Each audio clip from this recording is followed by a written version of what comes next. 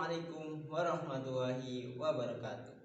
Alhamdulillahirabbil alamin. Wassalatu wassalamu ala asrofil anbiya'i wal mursalin wa ala alihi wa sahbihi ajmain.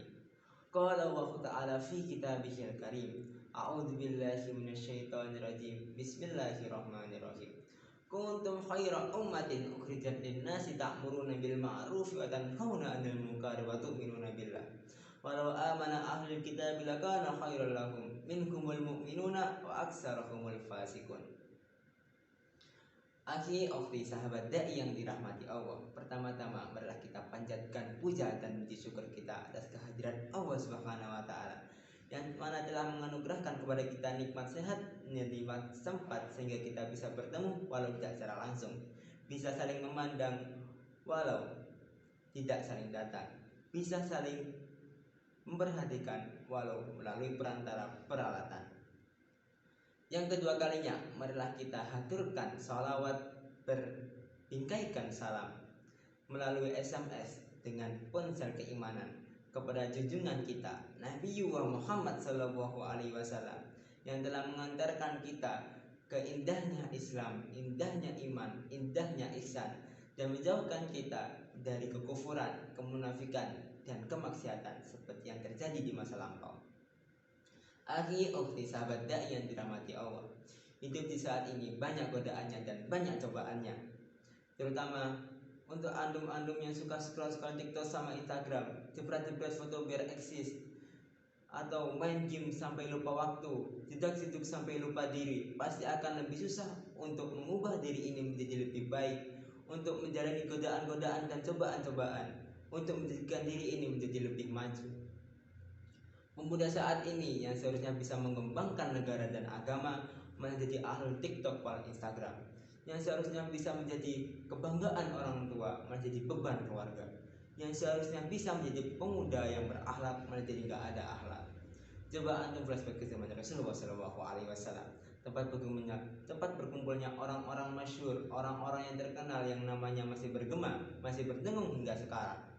Contoh Utsman bin Zaid yang pada usianya yang 18 tahun udah diangkat oleh Rasulullah untuk menjadi pemimpin komandan perang untuk menaklukkan negeri Syam.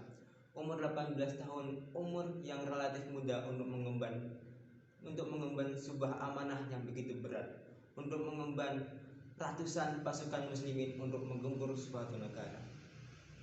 Contoh lagi yaitu Muhammad Al-Fatih atau Sultan Mehmed yang di usianya yang masih muda udah menjadi sultan, udah hafizul Quran, orang yang alim dan pintar yang disukai oleh orang-orang di sekitarnya, bisa menggempur Konstantinopel dengan perjuangan yang begitu gigih, yang pada saat itu ayahnya, kakeknya, dan para pendahulunya tidak ada yang bisa menggempur Konstantinopel.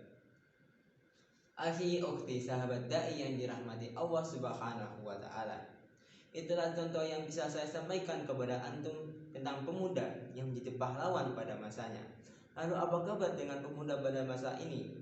Apakah udah bisa menjadi kebanggaan untuk keluarga atau kebanggaan untuk negara?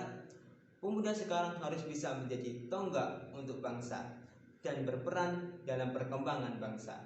Terutama antum-antum yang sudah memiliki umur yang cukup untuk mengemban, untuk memiliki peran dalam mengembangkan Indonesia ini menjadi lebih baik. Ada beberapa peran di masa saat ini. Yang pertama, the first is agent of change, yaitu adalah agen perubahan, di mana antum memiliki peran untuk menjadi inti dari kemajuan bangsa Indonesia. Sebagai agen dari perubahan, antum dapat saling memotivasi dan mendorong kemajuan dalam masyarakat. Yang kedua, the second is agent of development, yaitu adalah menjadi pembangun sebagai penerus bangsa.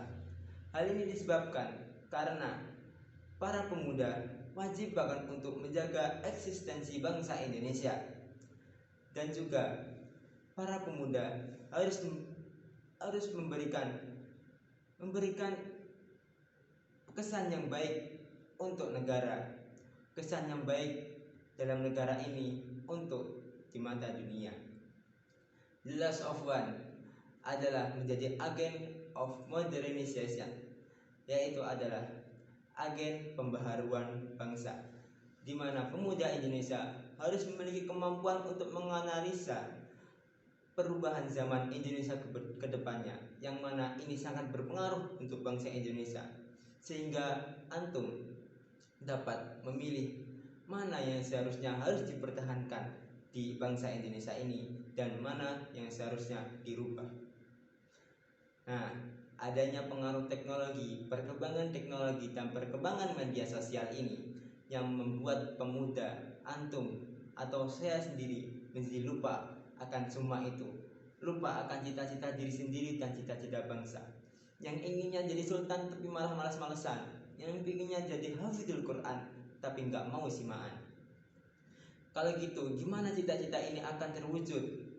Memang pemuda pada masa ini, pemuda ini adalah individualisme yang sedang mengalami perkembangan emosional dan perkembangan fisik.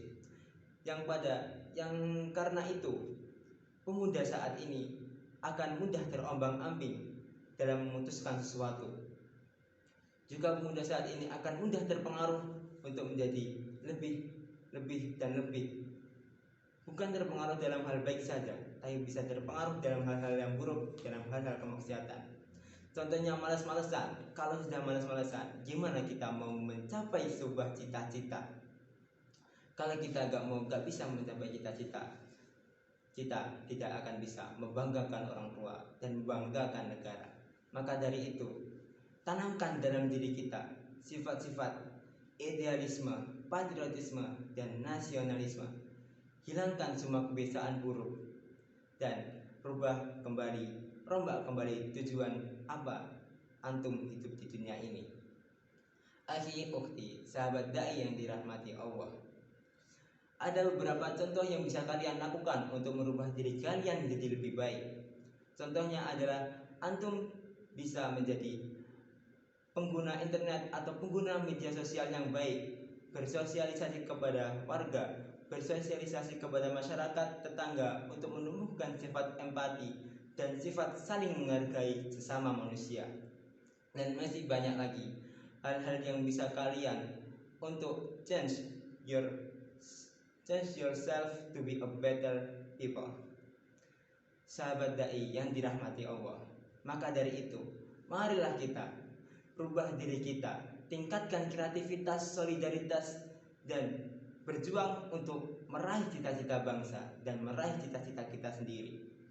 Jadikan pemuda di era milenial ini, di era saat ini, menjadi tombak yang bisa membelah dunia, yang bisa menunjukkan kepada dunia bahwa pemuda Indonesia ini adalah bukan pemuda yang malas-malesan, bukan pemuda yang loyo-loyoan, bukan pemuda yang bisa diremehkan, bukan pemuda yang tidak memiliki masa depan. Tunjukkan pada dunia bahwa pemuda Indonesia adalah pemuda yang mampu menggencarkan dunia. Try to remember when Bung Karno said, berikan aku 1000 orang tua, maka akan kucabut Semeru dari akarnya. Berikan aku 1 pemuda, maka akan aku guncangkan dunia. Maka dari itu, ayo kita sebagai pemuda Indonesia, mari kita kembangkan bangsa ini dan guncangkan dunia ini. Merdeka. Akhi ukhti, sahabat dai yang dirahmati Allah, mungkin cukup apa yang bisa saya sampaikan dalam dai saat ini. Apabila ada sesuatu yang bisa berguna untuk diri antum dan diri anda, silakan diambil, dan apabila ada salahnya mohon dibuang saja, saya ikhlas. Mohon maaf apabila ada tutur yang kurang teratur dan apabila ada kata yang kurang tertata dari pengucapan lisan saya. Makan takoyaki sambil berdiri, minumnya di kota Surabaya. Saya pamit, mohon undur diri. Mohon antum jangan kangen dengan saya. Wa akhiran undur maqala wa la tandir man qala. Wassalamualaikum warahmatullahi wabarakatuh.